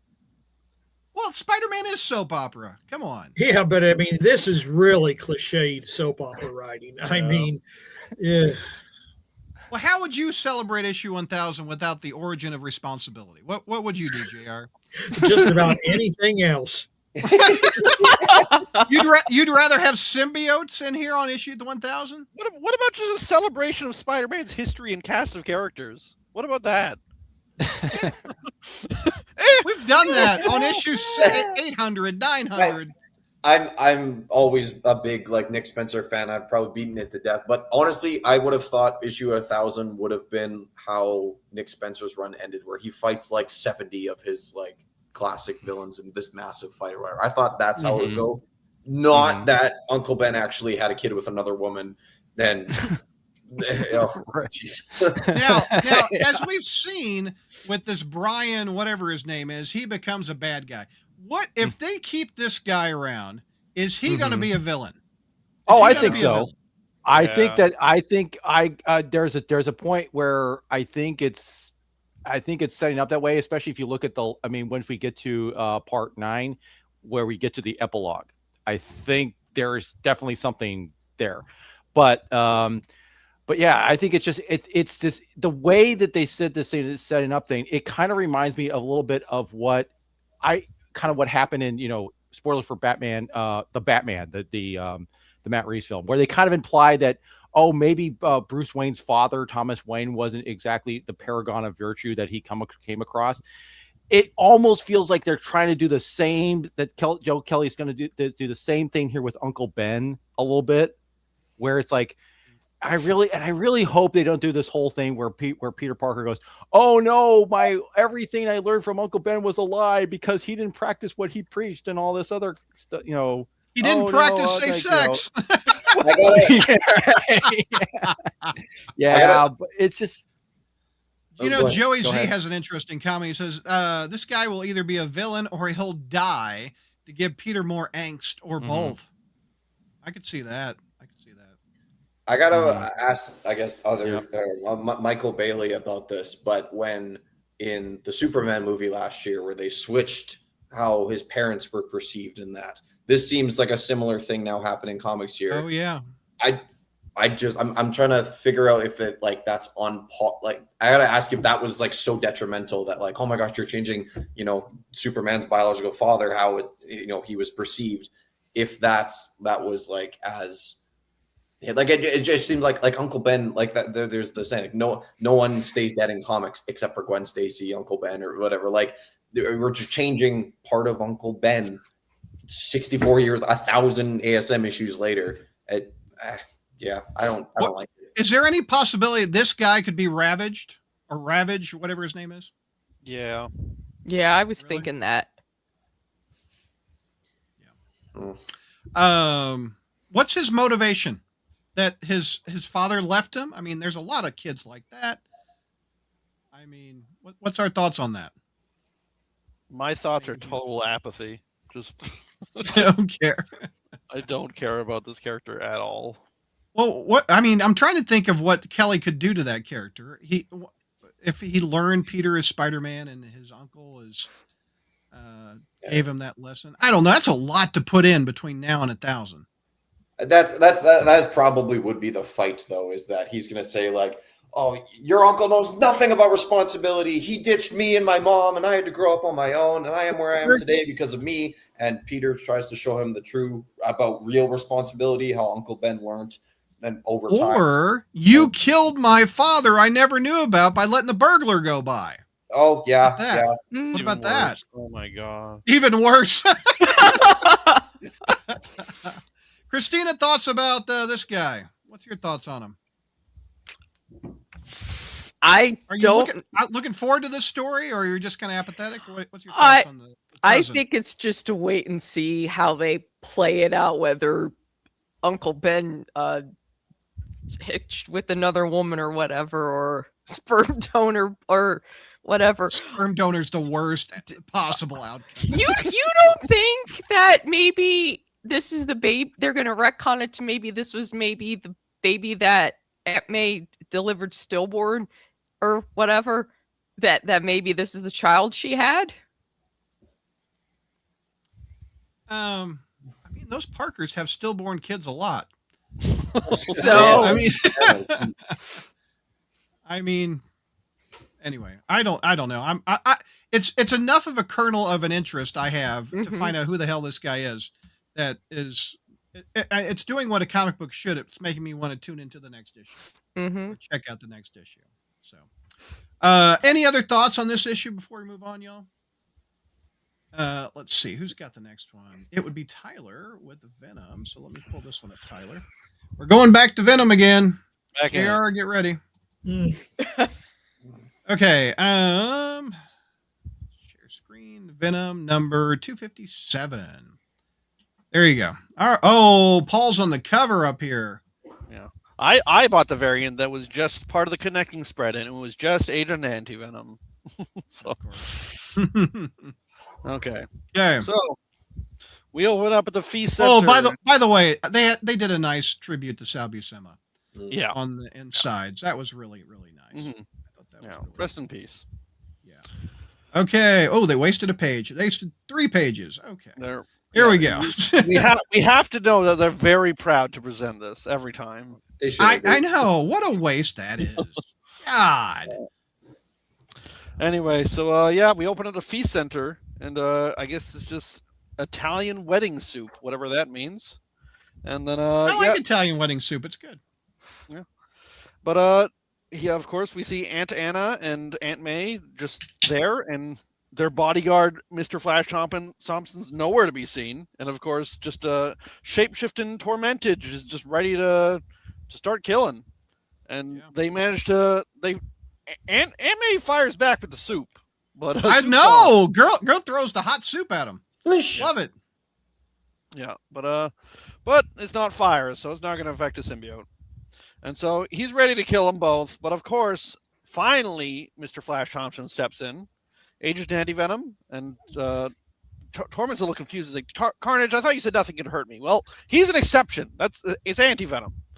And so, Flash actually managed to hurt him quite a bit. But then, of course, Torment bursts out with the Shocker Gauntlet of Doom and blasts Flash back. And I'm pretty sure Flash Anti-Venom should technically be immune to sonics and fire, but editors don't care anymore. So it's just... Anyway, so Torment and Carnage going, okay, so what do we do here? Because you're weak to him, but also you got to kill the ants. And Carnage goes, okay, here's the thing. How about I jump off you with a feed line, and I'll be a little crab, and I'll go and kill them, and you'll feel it because I'm bonded with you. Well, I'll just be your lifeline connected to you, and you'll feel it. And so Torment's like, sure, why not? Yeah, that's how that works. Yeah. Anyway, we cut back to the hospital where Eddie is seemingly stabilized. They managed to patch up those holes real quick. And he's got a neck guard over here. Yeah, he does. And so, meanwhile, they're seeing that there's some symbiote carnage happening at the Fee Center. And it's like, oh, yeah, just like those aliens that always attack Earth. There's some of them there. And so Eddie Brock's like, I know my rules. You guys can't keep me here. I'm going to go clean this up. Let's go, Dylan. And so, but then we come back to the fight. And our Torment is just really putting the pain on the Flash. But then little Carnage Crab is running around through the ceilings like a face hugger. And, and then it does look like a... Yeah, and but instead of just focusing on the ants, Carnage is just like, I'm gonna start stabbing people. So Torment's getting pissed though, because that's not in his rules. He's got to kill the family members, and Carnage just creating more spirals. But so yeah, as Carnage doing this, Torment managed to single-handedly beat Agent Anti-Venom. Just nobody cares about what these characters can do anymore, and Anti-Venom just jobs. Like completely gets kicked in the face, and Carnage is finally ready to kill the ants hiding in the freezer. He's smarter than a velociraptor, has managed to just go under the door. I thought of that too. I thought of that Jurassic Park reference. Yeah, but right before Carnage can kill them, Torment's just like, he's seeing all these people Carnage has killed. The spirals are too much, and so he pulls Carnage back. And he's like, screw you. This wasn't part of the plan, and he blasts the Carnage symbiote. It's still sort of on him, but he's just like, I'm pretty sure, correct me if I'm wrong, but when you blast something that is connected to your body, you feel that pain too, right? That's always been a thing with symbiotes. If they get kind of think it would be the case, yeah. It's like connected to your nervous system. But yeah, anyway, Torment's just built different, I guess. Yeah. Anyway, so of course this is a Venom comic, so Venom finally bursts in and then just immediately gets beaten in one page. So Venom's done for this comic. So yeah. There you go. I'm sorry. 3 pages. 3 pages of Venom before Venom just immediately one shot. So yeah, Spider-Man goes, "No, Mary Jane, you've been blasted with the symbiote again." But then I guess Torment still has enough control of Carnage that he's still got these tendrils. And he's like, I guess he's just decided to kill him out of order, or he's like, you'll survive long enough for me to kill your aunt first. So he stabs Peter a bunch and leaves him. And he also leaves the Carnage symbiote, I guess. He's like, well, I'm done with that. Bye. He also blasted him so much he lost his spider chest symbol. He did. It's the blood covering up. I'll we can do that. Dark right. All red. Speaking of red, friggin' Peter starts hearing a little whispering voice, a devil on his shoulder. It says, "You're dying. I can save you. You can save me. Life, choose life." And of course, Peter says life. And we get, for the first time, Peter Parker as Spider Carnage in 616. So, no, what about ASM 429 when he fought the Silver Surfer? That was his clone. That was Ben Reilly who. That was Ben Reilly. I don't know about that. Was that his clone? That was Ben Reilly. Yes. It was Ben Reilly with Spider Carnage. So this is the first time. I'm thinking of 429 where Carnage was on Silver Surfer. Then never mind. That's my bad. Spider-Man, Silver Surfer. Who's to say? but yeah. So this is the first time, I guess, that Peter Parker has been Spider Carnage. Okay. So to be, I thought he'd had it multiple times. Okay. Tyler, grade? I give it a D+, I guess. Oh man. Mainly because they've just overpowered Torment, haven't they? Like his powers don't make sense. You mean his shocker gauntlet? Yeah. Yeah, that's the one power he's got. Otherwise, he's just a dude who can see who has the power of Ancestry.com. Yeah. By the power of Ancestry.com, I kill you. Yeah. That's all amazing. Yep, that is. That's what his power is. He's got. So. Yeah. I'm gonna chop down your cherry tree. Call me George Washington. Your family tree. Like here's the thing with the whole Agent Anti-Venom versus Torment. Like without his symbiote, like already he should be immune to sonics and fire. Except the thing is, the editors have no idea what they're doing, and I have proof of that because a while back, someone asked, like, on the Adventures in Poor Taste, they do this questions and answers with the editors, and someone asked, like, does Flash's symbiote currently have a consciousness? Anti-Venom didn't, but if I recall correctly, this symbiote originates from a symbiote dragon from King in Black. And so Jordan D. White literally said, Hank, let me tell you, I cannot fully answer your question. And you've sent me down a huge research rabbit hole that's revealed some really interesting things that will probably affect how things go with the character in the future. So it's like the editors don't know. They just, like, it's just... Or don't care because they have to push these books out so damn fast. Yeah, it's just, I don't know. It's just the fact that Agent Anti-Venom just versus one Shocker Gauntlet just gets completely beat up. And Venom gets to be in the Venom book for 3 pages. So it's just... Chat, let's hear your grades. We got 2 in the moment. We'll take a few more. Pros. Did I go grades around? No, you didn't ask anybody else's grades. I was kind of jumping into cons there. So. Oh, I'm sorry. Okay, so your grade, Tyler, was a D, right? D+. D+. Christina, your grade, let's start high. I am absolutely insane when it comes to this event. I gave it a B. Yep. I'll give it a B also. Mike? I'm going to give this a C- actually, so that's fine. Yeah. Okay. Josh, grade? D. JR, you're my only hope. I stopped reading it. I for incomplete. God. JR will not buy a Venom book, I'll tell you. Okay, Tyler, any other pros or cons? Well, as far as pros, I mean, I like how the artist draws Flash, though I will say I typically like... It's depending on the artist, whether they draw him with the shoulder pad spikes as Agent Anti-Venom. Some do, some don't, but I like seeing him, even if he's a little too smooth for my liking. But it's a cool-looking fight for the cool moments Flash gets, which is like 1 or 2 pages, and then... Of course, he just gets beaten and kicked by Torment other than that. But I will also say I do like the bickering between Carnage and Torment, where it shows that they are not compatible, and the relationship was never really going to work out. I liked a little Carnage face hugger going around. I thought that was fun. He's like, I'm going to just kill a few people on the way. Hold on. Kill. But, yeah, and I think I kind of like the idea of what the difference between between Torment and Carnage's methodology also. I mean, I know we kind of like, there's been descriptions of how describing Death Spiral as like the modern Maximum Carnage. But I think that this kind of but the past issues in this issue really shows like they do indeed have a different modus operandi, because Carnage has always been just kind of very indiscriminate about whom it kills, and he's more chaos, and Torment is more controlled.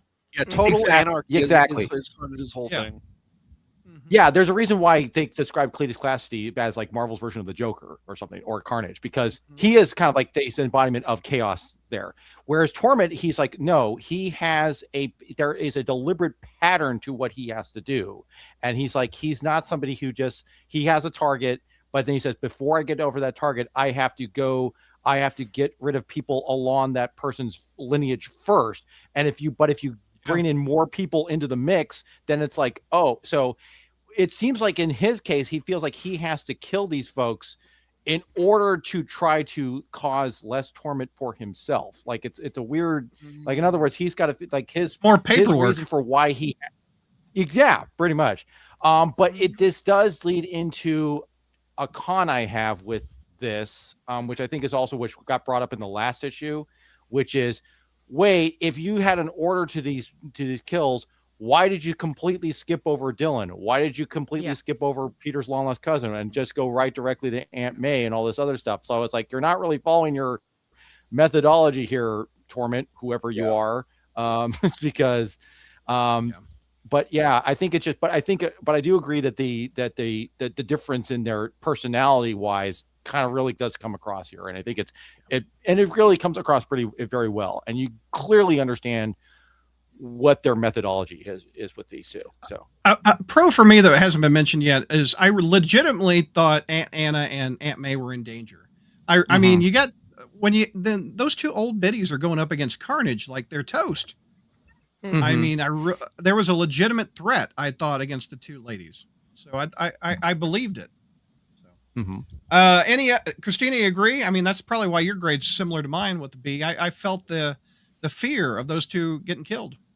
Oh, absolutely. Yeah. And then the stuff with with Carnage and Torment and their disagreements and stuff. Yeah, that's interesting as well. And then I did like the fight scenes in this issue and stuff too. So, let's see. JR, well, he didn't read it. Josh, what was your grade again? D. I just like I'm not even. Why is it a D? Massive Venom fan, but it's like Tyler said, Venom's barely in the book. He's got like 3 pages. What? Oh, yeah. He isn't in the book very much, is he? Yeah, I mean, MJ's one of the 3 main characters, and she's like, does she have 1 line in this? Yeah. yeah, doesn't feel like a Venom book. No. I think this was because I think the original plan was that this, I think I mentioned maybe before in the last podcast, I think this was planned with the idea of the Carnage series still being printed, and I kind of have to wonder whether or not that this series, but they're like, maybe we'll just stick it in. But since it got canceled, they're like, well, where are we going to put this? Oh, we'll stick it in the Venom book because, I can kind of see that. Like, again, it's Charles Soule, because again, it's the same it's Charles Soule's writing this, and I don't know if I don't think it's the same artist on that series though. But I mean, it's definitely kind of like this. This definitely feels like it's more of part of could have been part of more of the Carnage series as opposed to. It's a lot darker than Amazing. It usually is. Yeah. But anytime. Yep. After 30 years of Carnage, that character is not a PG-13 character, which is what Spider-Man is. Oh no. Carnage is very much an R. Mhm. And it's gotten so Carnage is hard to mix with Spider-Man almost anymore, I feel. Because he's so evil. Oh yeah. But, what do you think, Tyler? Do you agree with that? I mean, he's an R-rated villain. Yeah, I mean, 100%. I mean, there's a reason he was an R-rated movie. So it's just, I mean, he's a villain who's all about killing. That's his thing. He loves indiscriminately killing, and he thinks he's an anarchist. He thinks nothing matters, so why should a life matter?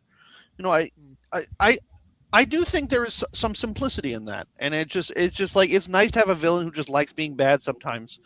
This should not be the norm, but I think every now and then, I think it's good that Spider-Man has this one super evil villain, even if JR thinks Spider-Man should just kill him. But I just miss Cletus. I'm someone who really liked it was Cletus and the symbiote had like a perfect bond, and then that's just sort of been not a thing. And I guess I'm just missing that. It feels like Carnage on his own without Cletus is just like peanut butter without the chocolate. Agreed. What happened to Cletus again? He's like he died. He died multiple times. But he eventually came back, and then during the Venom War, he just in his Venom War mini, Cletus is like, Carnage, this God stuff you want to do, I'm out. It's stupid. It's really dumb. Come find me when you're done playing God. And he literally just like ripped himself out of the symbiote and walked away naked. So just he's actually yeah, I very much agree with that. Wasn't that Cletus' clone though, or something? I thought it was. It was because he died. Well, if you want to get into that, Carnage with God powers chewed somebody up, spit out a new Cletus with all his memories, and then that Cletus eventually merged with the original Cletus's mind. It's a whole thing. I'm not going to get into it. Let's go to chat real quick, and before we got 2 issues left. Joey says D for a damn waste of paper. I think the Netadon says I think the whole ASM comic is a filler. Let's see. Jeff goes D for dumb. Man, Christina, you and I are in the minority. Spider Carnage, seriously, this ain't the 90s anymore. Carnage looked better on Ben Reilly. Carnage is what general public think Venom is. Spider-Man 3 didn't get it, so does Insomniac Spider-Man 2 didn't get it. Okay. So, yeah, I think that, do you think, Tyler, the average public probably thinks Venom is what you see in the movies, honestly. Yeah, unfortunately. And kind of he's kind of an anti-hero anymore. And Carnage was made to be evil, I guess, because I don't know. Okay, Mike, you got our second to last issue. We're going to Amazing on this one. ASM 991 looks like. Yes. Where we get to finally see Spider Carnage in action for about maybe half the issue. So, right. So the story. So we begin with Spider-Man being overwhelmed by Carnage's sheer madness as he's literally being dragged deeper and deeper into this thing. As Carnage's mind, Carnage's influence just keeps getting a hold over him and saying, just let it happen. Just come on, just give in to the madness and the joy. Come to the dark side. Come to the dark side. And admittedly, we get to see more of this design, of course, and we see. I like, of course, seeing the little Carnage making these little spiders and everything. And true to fashion, how we've noticed in the past couple of years, where Spider-Man can't seem to defeat a villain on his own anymore. Well, here you go. Now we get Carnage is able to do this. And unlike we've seen in the past couple issues where Torment is able to basically defeat everybody with a single shocker gauntlet, not in this case, because Spider Carnage is just making short work of him, including the point where he just literally rips the Carnage gauntlet off, taking the skin along with it. And it's like, and as this fight continues to go on, Peter Parker is still getting submerged in the madness that is Carnage. And he's like, oh no, what I can do. And then Venom comes along, punches him and saying, look, we got, basically, and trying. And that's when Spider Carnage turns his attention toward Venom and says, oh, hey, Peter's not here anymore, Dad. And then eventually they start, Spider Carnage and him fighting. And Torment's like, okay, that's it. I'm out. You guys are monsters. I'm going to go. This is too much. I'm out of here. This is too much for me. I'm going to go find the ants and kill them myself. And so as Spider Carnage and Venom are fighting, Mary Jane at one point comes out and tries to convince Peter it's me. It's like, but Spider Carnage is like, no, and infesting Venom and trying to get the spiders in there and try to take over, when all of a sudden somebody picks up the shocker gauntlet and punches Spider Carnage to the face, and it's Eddie Brock to the rescue, who somehow found out where they were, I guess, at the Beast Center. So even though I don't think, and so he just, it was on the news. Yeah, he's fine. The news he's in the hospital. Oh, there you go. Yeah, it did. But anyway, and then it's enough for Peter to get back his senses, and then at some point, I guess, yeah. And at some point then Carnage's like, hey, what? And that's when Peter basically says, I'm going to teach you, Carnage, a lesson about strength. Saying that you tried to drown me in pain and anger, and, killing an enemy, that's such an easy thing. It's very easy and childish to get in. It's childish to get into that. So I'm going to show you. When I read this, I envisioned JR's eyes rolling. I could just see, he's not going to love this. Oh, look, yeah. We're going to kill these evil people that kill so many people, and we're just going to kill. We're going to heal them with love. Because Peter Parker tries to shows Carnage the power of love and goodness by attempting to kill Carnage. Did that. The power of love. Yeah, but he attempts to kill. But he does look like he attempts to kill Carnage with this, actually. So wait, what? But anyway, Carnage is like, oh no, I'm melting away like the Wicked Witch. And he just crawls away and just kind of falls on the floor, crawls away. And that's when Andy Venom decides to like, oh, well, after getting his ass kicked, and he just got last issue, he comes up and is like, hey, I guess we're all good. It's like, don't worry about this. So I think, and Venom's taking care of Torment. And then Eddie, meanwhile, he's just going to go, oh, I'm just going to rest here and everything like this. And then Spider-Man says, hey, thanks, Eddie, but you still suck. And so, but meanwhile, we get into, but meanwhile, we find Torment is attacking the ants. And then that's when Venom kind of bursts in. It's like, and he takes Torment and just grabbed and just bursts him out the window, drags his face across the side of the building up to the top. and then he goes, and then Torment just starts taunting Mary Jane. He says, saying, okay, you're Mary Jane Watson, developed thing. And then he said, and then he starts going into this thing about how, look, I'm trying to do you a favor. I'm trying to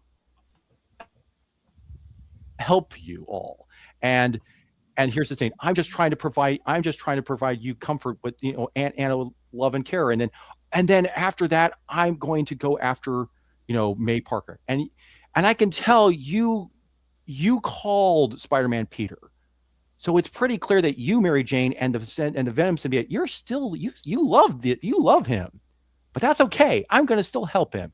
And because as soon as I go after everybody he cares about, and I'm going to then help him stand the quiet. And then I'm going to show him his heart and shove it down his throat. And that is the point where Venom, or is it Mary Jane? Or Mary Jane, yeah. Just lets him go and lets him drop to his death with a splat. And at that point, I saw JR cheer in my brain when I read this. And Spider-Man and Annie Venom, they show Agent Annie show up and says, "Hey, Venom, what happened?" He says, "Where is he?" And then Venom goes, "He fell." And then, but Aunt Anna and your Aunt May need help. And so we cue a montage of what happens where the paramedics arrive, help the aunts. Mary Jane and Peter go out there to hug him. While this is going on, we then hear a conversation that Peter and MJ are having about what happened afterwards and how MJ went to visit Flash, and I guess they talked for hours, but he's not a good listener.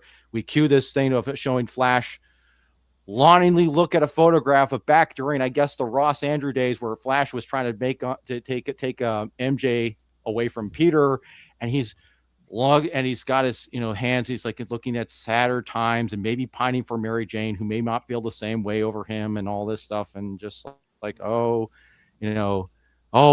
those were the days, and I miss him. The way Glenn Miller played. Yeah, those were the days. And all right. And then Mary Jane says, and also we find out that Eddie apparently has turned himself in or got arrested. And basically is now in jail. And for, I guess, Carnage's crimes. It's not really clear why, but then Eddie comes to visit him in hospital. And then as Peter and MJ are talking to the phone, he says, how he's kind of trying to reassure Mary Jane. MJ says, well, sometimes we can't always do what, we can't always save everything with powers. Sometimes it's, we've got to be, but we still got to be, we still have to be heroes and so forth. And then he says, you did do the best you could when you tried to come to saving Torment, right?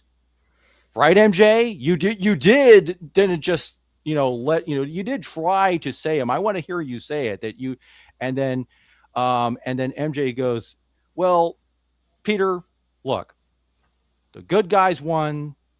Let's just leave it at that. And then as she's saying this, we close up onto a newspaper where it says the killing spree has ended, Torment dead, which interestingly enough shows a picture of Paul. So I guess Paul was the real villain all along. So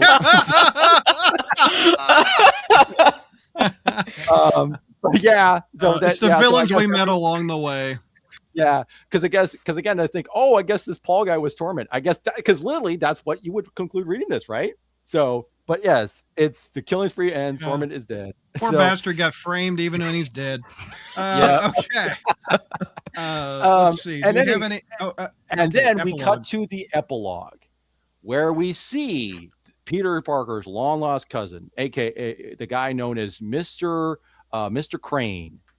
He's driving along in his car, and he's on a phone call, and he says, look, I want you to set up an appointment with a doctor because I just found out some interesting thing about my relatives, and I want to do a genetic screening.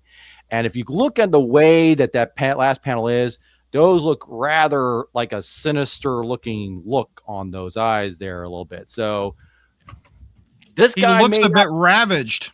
Yes. And it is to be continued.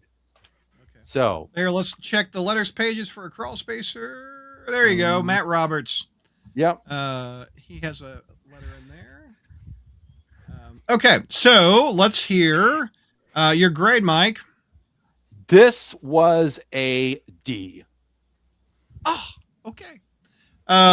Josh? F. Whoa! Wow, okay. Jesus. Okay, Tyler? D-. Oh, JR? Glad I didn't waste my time reading it. You didn't read this issue either? It's an Amazing Spider-Man issue. It wasn't amazing. Evidently, you missed subpar Spider-Man. Okay, Christina, grade. This is the last good grade I'm giving. B+. Okay, I'll give it a B. I liked it. I liked the ambiguity. Did Mary Jane do it or did Venom do it? I thought that was my biggest pro of it. Mike, what's your pro out of it? Okay, here's my pro with a big giant asterisk on it. Okay. I do find it very the way there's the idea of when Torment is the way he's killed, and whether or not the question is whether or not it was Venom or whether it was Mary Jane. I agree. There's the ambiguity there, and it is a kind of a fascinating look here because the thing is we have to Spider-Man. Yes, he does not go and kill his foes.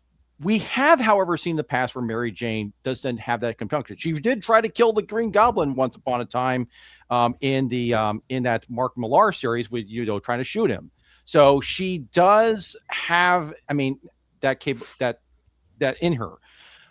We also got to remember that the Venom symbiote used to be called the Lethal Protector. So it does have that predilection to do this. It could bring out those emotions out of her, those deeper emotions. Exactly. So so the question is again, is it and I think we get more clarification in another issue is Mary Jane influence the symbiote, the Venom symbiote's actions, or is the Venom symbiote subconsciously influencing her? And also and again, keep in mind that this bond that they have, it's maybe it's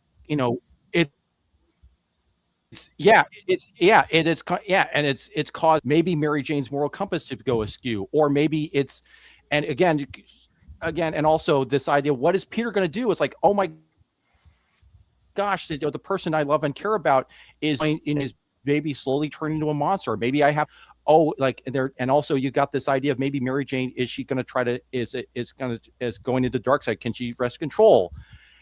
And are we going to see any of this in the Amazing Spider-Man? No. Why? Because Joe Kelly is more interested in writing about, I guess the Mountain Dew Starfire known as Ray Left the Wretched. It's more interested about his best friend who is who turns into one Mushroom Man. And of course, the real reason why he was more interested in doing the story, because he's setting up Peter Parker's long lost cousin, aka Uncle Ben's illegitimate son, aka who I'm guessing is going to be Ravage. That's the real story he's interested. He's not interested in this really deep, complex, morally interesting stuff that's probably going on with Mary Jane and Venom. That's going to be left in the Venom series. So all this stuff that would be prime material to be tackled in the Amazing Spider-Man, we're not going to see it in this. We're not going to see it in this series. It's all going to be shoved off to the side.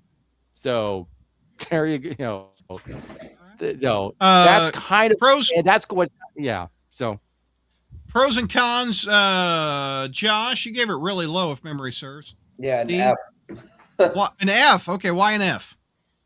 I go off of JR's thing. Maybe I'm just more personally offended by this one. In my opinion, I get there's the whole, was it Venom? Was it MJ or the influence? I don't care. In my opinion, it's a little bit of character assassination. I never it didn't. To me, it doesn't seem like this is how MJ should be written. You can ask Brooklyn, my fiance. I ranted to her about this for 20 minutes on our walk today. I did not like this issue at all. This does not come across like MJ. I haven't felt like MJ was written the best in the last few bit. I haven't kept up with the Venom series, but still, this is not my MJ, and not in casted wrong. This is written terribly. Tyler, what do you feel about this Mary Jane and the symbiote together? Is this out of character for you? I'm someone who's did D- on this issue, and this was my one pro. This is my one pro, where I'm sort of in direct opposition to Josh there, just because this has actually been set up in the Venom series a little bit. Like with Madame Mask was directly attacking Paul and Dylan in her home. She blew up Paul's apartment just to get to MJ. Like she was seriously messing with MJ, and after MJ was like fighting Mask and the Mask teleported away, and MJ was like don't come back or I'll kill you. And MJ realized she's like I don't know if I was lying about that. And so it's things were ramping up for MJ. And so after all this Torment stuff, I'm kind of interested. I don't think this is totally out of line for how MJ's been feeling. And just I think I'm someone who wants like stuff to do. Like from a Venom book, I expect like some sort of interesting dynamic in the relationship between the symbiote and the host. That's why I like a Venom book. Yeah. And this is the first time in all of Ewing's run that he's done something interesting with that, with MJ specifically. Yeah. And so it's the one draw for me. But notice what you just said, Tyler. You said Ewing's run, which is, and by the way, everything you said I think is correct. But this is Joe Kelly writing this. So that's again, true. It's like all this stuff that's happening here in the pages of Amazing Spider-Man. It's going to be, again, if people are going to be reading Amazing Spider-Man, it's like, no, all this stuff that happens with MJ, Mary Jane being developed in this thing. And that it's all going to be having to be in the Venom series, just like you're saying, like all this stuff about having to resolve this stuff, like is happening. Like it was in the Venom. Yeah, you're reading Venom, right? Yeah. I had no idea about the whole thing with Madame Mask at all, but like it just seems like the last time I saw MJ compared to like it's very clearly. Right. I guess if you're only reading ASM, I guess she's like really torn up about Paul's death. I guess. Yeah. Yeah. I mean, I will say this. I mean, it does at least confirm. At least I will say this. At least it does kind of confirm that that Mary Jane does in fact still love Peter, because at least some part of her. Because if she didn't, at least I don't think. Because at some part of her, I don't think wouldn't have been. Even I think, and again, I think this is more of a. I think it even says this was something more of a subconscious thing, and then the Venom symbiote acted upon it. That's what I'm kind of reading this as.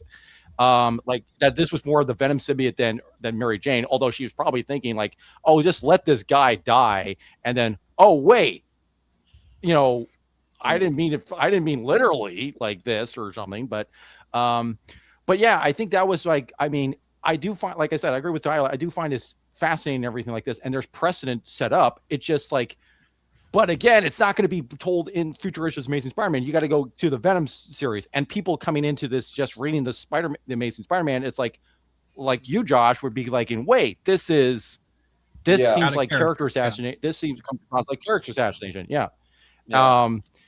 Let's see. Yeah, but all right. So, Christina, let's find out about the origin of Torment, or whatever it is. Yeah. Take me through this. We're proud again. We got 3 pages of waste and space again. We open up with when Torment falls after an ugly picture of Venom. We have taken a downturn in the art department. Yes, we have. Wow, look at that thing. Jesus. Yeah, he says he's thinking about family as he's falling. Then we cut to a while ago in Vermont, where this guy named Rory, his brother dies, but then around the same time, his mother, his father, and I think his uncle all died around the same time. And so we cut back to his apartment, and Torment's over there waiting for him. And so he wants to know how he feels about him killing his family, and he's getting ready to tell Rory his story. And it turns out that he is just some random dude named Graham. And we cut back in time where we meet Graham with his brothers, his great aunt, his sister, his girlfriend that he had. And so his girlfriend's having a hard time with her family and stuff, trying to go off to college. And so Graham comes in, basically smokes the house and kills her family inside and stuff, because he knows that she's struggling, and with the he can't see the spiral around her anymore because it was basically choking her with all the issues that she was having. I'm going to pull it back. This is there. Is that Graham right there? No, that's Derek. That's his brother. Which one's the tall one? The tall this one guy? with the spiky hair. Yep. Okay, so that is Torment. Okay, got it. Yep, that's Graham. And then obviously his Hi. girlfriend ain't taking it too well, that because she's like, well, why didn't you kill your family? It's like, well, I love my family. So she's like, yeah, get off of me. And so, so we come back to Torment with this poor guy saying, so do you understand stuff? Then we learn that he's trying to find somebody when he's killing all these families so that somebody can get his powers after he's freed them from their spirals and stuff. So he ends up killing this poor soul too, who ends up being his 163rd kill. And so he thinks that he should maybe be 164, and then we cut to him on this thing called Void Chat talking to Mr. Redman, who we know is Carnage. And then he talks about how they met on the group chat. They have similar interests, and that's when Carnage tells Spiral that Spider-Man's name's Peter Parker. Then he's over there seeing the spirals of Eddie Brock, Peter Parker, and Mary Jane Watson. And so he thinks in his mind he was helping them getting rid of their spirals, but he's like, nope, all he got was fury. And so once again we see him falling to his death. We see a nice frame of him going kersplat. So look at that eyeball. Good God. Bro dead. And then on the last couple pages, we cut to his funeral, if you will, with his family. And we meet his younger sister, Susie, who is mentioned in the book. And it turns out... look at those eyes. Yep, she's got his... She has his powers because she's noticing the spirals now. And that's the end, and we will probably never follow up with this. And then there's Dan Slott in the Spider-Mobile. Okay. All right, so let's go around the horn. Christina, what was your grade on the origin of Torment? C+. Yeah, I'm with you. I'll give it a C also. You and I are simpatico tonight. Josh, origin of Torment. D. Okay. Mike? D- for don't waste my time with this book. Yeah. Yeah. God. Tyler, the origin. Did you like the origin? This is an F. This is a straight up F. Oh, damn. Okay, JR, your grade? Didn't even buy it. Oh, okay. Well, after hearing the story told, It'd be D minus. This was garbage. This is just utter garbage. Yep. okay. Why in the world? No, why in the world is Marvel publishing shit like this? It's just offensive. Like I said, it's like I said here's the earlier. funny I story about- I could at least understand it if you just put this near the start of the event. I would understand that, but who cares after he's dead? Yeah. It's just some guy. Funny story. When I read this, I thought it's this just is some the food, yeah. quickest legacy character of all time. Like, such a quick turnaround to make her a legacy character, you know? Yeah. Christina, By the way- what did you like about it? You and I were an average book, I thought. The art was subpar. The only thing I really liked about this story, even though he was just some random guy, I thought his story was interesting and how he sees the spirals of all these people. He's trying to free them of it's kind of like chains, and so he's trying to see if he can give his powers to somebody that he's able to free and stuff. So I did think that was interesting. So I just can I bring up something quick? I know solicits lie all the time, but this was something that was announced for Death Spiral. It says fans will be left wondering the truth behind the murderer's dark motives and how deep his mysterious connection to Peter goes. And that just amounts to no. Carnage gave a phone call is a text. Yep. And then in addition to that, Nick Lowe also said when Carnage hit the comic page, it made you think Venom wasn't that bad. Torment does that to Carnage here. He's not a symbiote. He's something much, much worse. Oh God, So- yeah. Yeah. Oh, They're showmen. Actually- They're showmen. They have to write that crap to get I orders. do wanna in. But bring- yeah, I do it's wanna blatant bring- lying. I'll give you that. Yeah.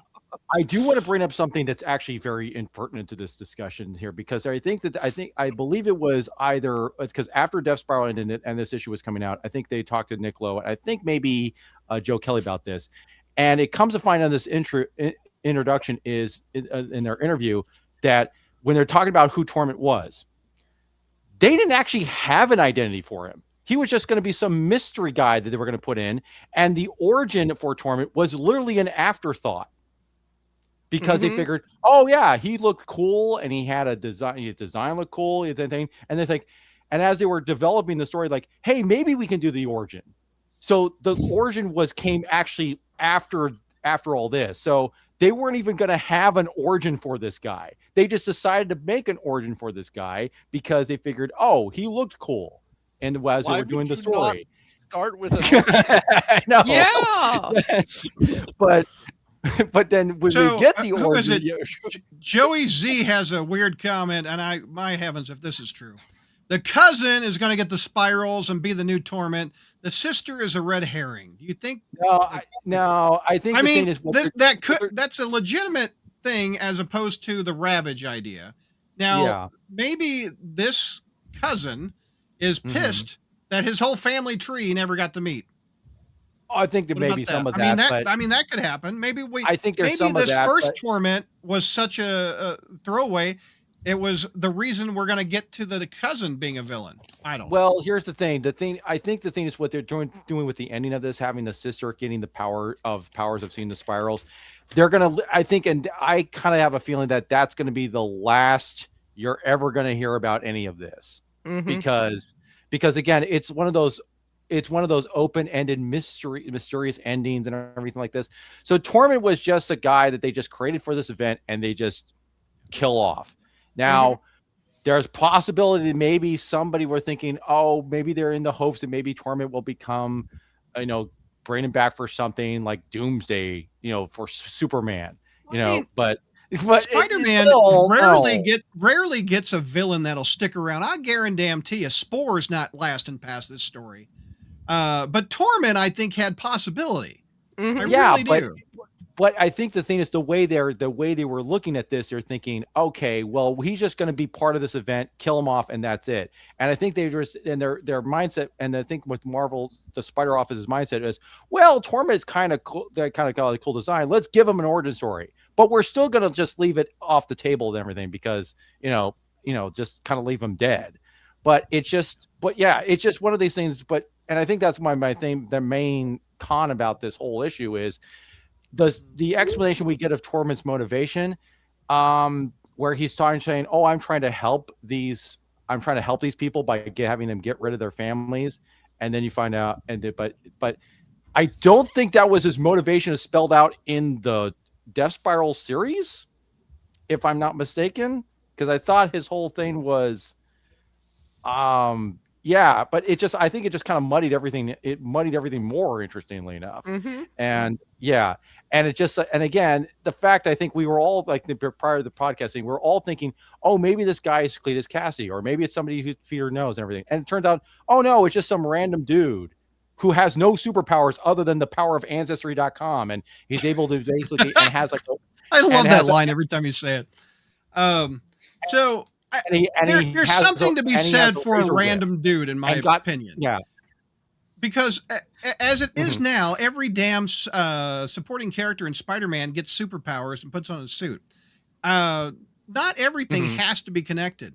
Like, I kind of like the idea of a random introduced character. I think that was... And I think that was something that Stan Lee, to be fair, that was something that Stan Lee and Steve Ditko wanted to do in the original site. I think they wanted to try play with this idea of like, oh, I wonder who this masked guy is. Oh, I have no idea who this is. It's just some dude. It's just some random nobody. Oh, well, I love that's. It. I don't mind that. Let's introduce somebody new. But here's the difference. Like we basically got that with Eddie Brock. It's like Venom shows up. Who the hell is this? Next issue, he's a guy named Eddie Brock. We didn't wait 9 issues to find out who Torment is. Yeah, it was just some guy. But the posing question that we have, and Citros has it, what the heck is up with this lady's neck? I mean, I agree. What the hell's going on with this giraffe lady? I mean, come on now. It's E.T. in disguise, obviously. Torment phone home, all right? What's going on, man? Dear me, I hope not. Yeah. What is up with this? All right, what's in her ears? What are those? Cheetos? What the hell? Those look like fish hook earrings. Like fish hooks. my goodness. Woo, that's some bad art. All right. Any other thoughts on this one shot before we wrap it up? Okay. Let's go around the horn for final thoughts on the Death Spiral. Josh, I think you were D's and F's on this, right? For the most part, yeah. I'm glad this is wrapping up. Like, I can't believe. Oh man, we'll get to the next show, but I can't believe that I liked Mushroom Man more than this. I am the complete opposite of you, my friend. I can't believe we're so apart. I hated Mushroom Man and Mountain Dew chick on the couch. God dang. Coming up next on that, JR, the Death Spiral has ended. We've flushed the spiral down the toilet. It's done. JR, your final thoughts. I have nothing more to say on it. You just need a hug, my man. We need to all gather around, hug JR. Mike, final thoughts on the Death Spiral, the cousin, the dropping off the building, the splat, the eyeball coming out, the lady with the weird neck. Go. I mean, when this thing started off, I mean, it was intrigued. I was a little bit intrigued, but man, did this thing really just, go down the drain, literally and metaphorically in so many ways. Mike, you're the editor. Do you make this 4 issues? What do you do? How do you improve the story? I would at least cut this in half. I would cut this in half in terms of length of things, because it did not need to be 9 issues. I would not have I would at least have given Torment a little bit more than just because the way it was looked like, because he's able to take on Venom, Carnage, and Spider-Man by himself with shocker gauntlets, even though he was just some dude with Ancestry.com powers. With one shocker gauntlet, and it's just like, and that's the other thing. Shocker died for this, but at least we got. Oh, he'll get better. Well, at least we got rid of Paul. That's a consolation prize. Get better. So you also have a lot of cooks in the kitchen on this. You got Al Ewing, you got Joe Kelly, and you got Charles Soule. Mm-hmm. You got 3 people that are writing one story and trying to space it out over 9 issues. So, the other thing is too is this was something. This was something that actually this was something that was actually in the works even before Joe Kelly got on board Amazing Spider-Man, and you can tell that Joe Kelly really had his heart in this story, as in not so much because I think he wanted to do his own. Because remember, I think his thing with Spider-Man in space and the Norman Osborn plot thing that he was doing, I think it got truncated because of this, and because of this thing, and. The question I have is, a left turn, a big left turn. Oh yeah, would we be better off if Peter was still stuck in space as opposed to this? No. Personally, I disagree. I hated Peter in space. I like pigs in space much better. Christina, final thoughts. I did. Pigs in space. I did enjoy Death Spiral for the most part until we got to the very end where we find out Graham is just some random guy we don't know and we'll never see again. But the joys of the next 2 issues. So, Tyler, you got some symbiotes in your ASM. Okay. You should be happy. Oh, the key word being should. So the Death Spiral, I thought it started out pretty decently, and I like some of the Eddie Brock stuff and just like the dynamics, but slowly it just started getting worse and worse until the final crap finale with the I didn't even really go over my cons for the last issue, but like Torment gets webbed up by Venom, and this is when he doesn't have any gauntlet or anything. Next panel, we see him just ripping out of it somehow. He's just a guy, but he just rips out of webs, and then like Flash, and then Spider Carnage. It was just like a marketing gimmick. It didn't matter at all to the issue. It was just Spider-Man beats Carnage with the power of love. Cool. And then Flash Thompson shows up. By the way, I'm here. Hi, Peter. I'm one of your best friends. We haven't really talked since ASM 900, almost 100 issues. Anyway, I'll put Carnage in a tube. He doesn't, by the way. Carnage just gets away. And then Eddie just decides I'm gonna go to jail now. And then Carnage is like, yeah, I'm on a rat now. And then we end with a cousin I don't give a flying shit about. Like, so it's just what a great ending to Death Spiral. Just how did we get here? Just how did we get here? I don't know. However, we have to have a moment of silence for Paul. No, we don't. No, we don't. We don't. We don't. Anyway, goodbye, Paul. You're not going to be missed. All right, we will be back to review Fungus Man versus Spider-Man. Josh is going to take that on. That ought to be interesting. All right, we will be back in just a few minutes. Join us.